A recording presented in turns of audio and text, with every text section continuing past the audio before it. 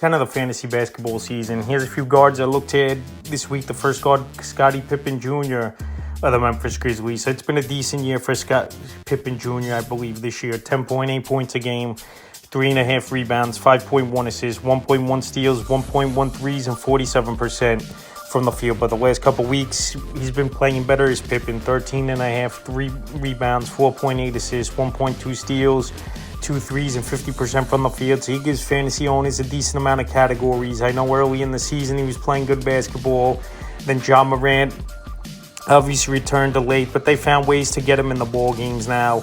Is Scottie Pippen, and he's paying good dividends for this Grizzly team, playing about 20-25 minutes a game. December 26th versus the Raptors, 15 points, 2 rebounds, 3 assists, 4 steals, a 3, 47% from the field. December 27th at the Pelicans, 13 points, 6 boards, 4 assists, 3 threes, 40% from the field. And December 29th at the Thunder, 10 points, 3 boards, 6 assists, a steal, a block, a 3, 57% from the field. So he's playing good basketball right now. He could give you 4 or 5 categories. Surprisingly, he's still out there in 65% of fantasy leagues. Next adds Andrew Nembhard of the Indiana Pacers. So Nembhard, he missed a decent amount of time early in the season, but he's been back now and playing good basketball. And we saw this last season in the postseason as well for Nembhard. 10.9 points a game, 3.1 rebounds, 4.9 assists, 48% from the field. But the last 2 weeks, one of the better players at the position. 17.2 points a game, 4.6 rebounds, 5.2 assists,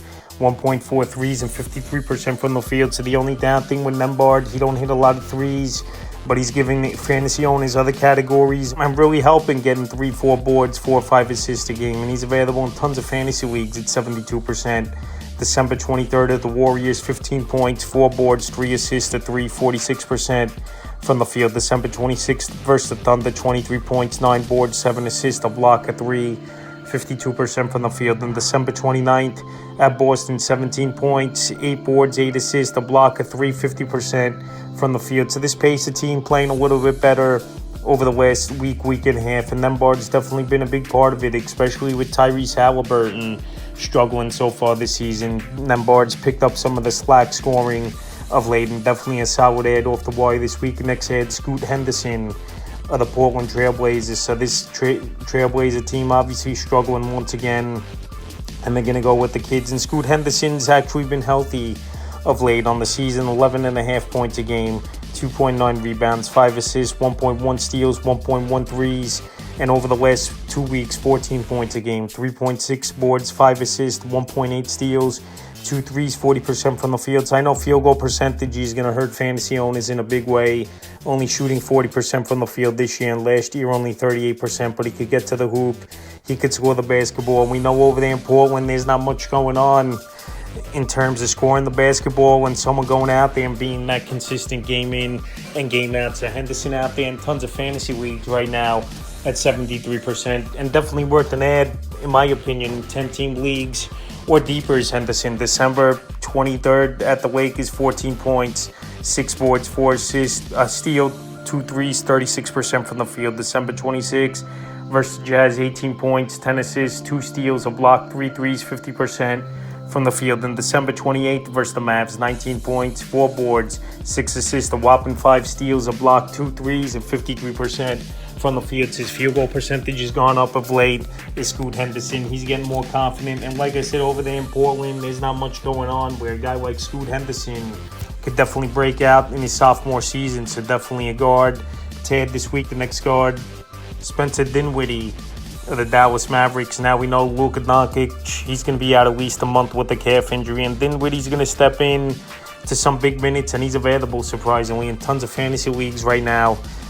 In 81% is Dinwiddie on the season. 8.6 points a game, 2.1 rebounds, 3.3 assists, 1.2 threes, and 37% from the field. In the last couple weeks, 11.8 points a game, 3.2 boards, 4 assists, 1.7 steals, 33% from the field. So if you need some scoring, stealing of the basketball, and assists, he'll definitely bring that as Spencer Dinwiddie. But field goal percentage and 3-point shooting, he just isn't great at. But the last couple games now, since his playing time's gone up, December 27th at Phoenix, 15 points, 3 boards, 3 assists, 2 steals, a block, a 3, 41% from the field. December 28th at Portland, 17 points, 8 boards, 4 assists in that one, 2 threes, 38% from the field. So right now, like I said, he's going to get more minutes anywhere in that 30, 35 minutes a game. Dinwiddie, especially with Doncic out at least a month for this Dallas Maverick team. And Dinwiddie, we always knew he was a decent scorer. So if he could bring some scoring and assisting in the basketball, I think he's a good add this week. Next, they had Justin Champagnie of the Washington Wizards. So Champagnie, after coming off a monster game,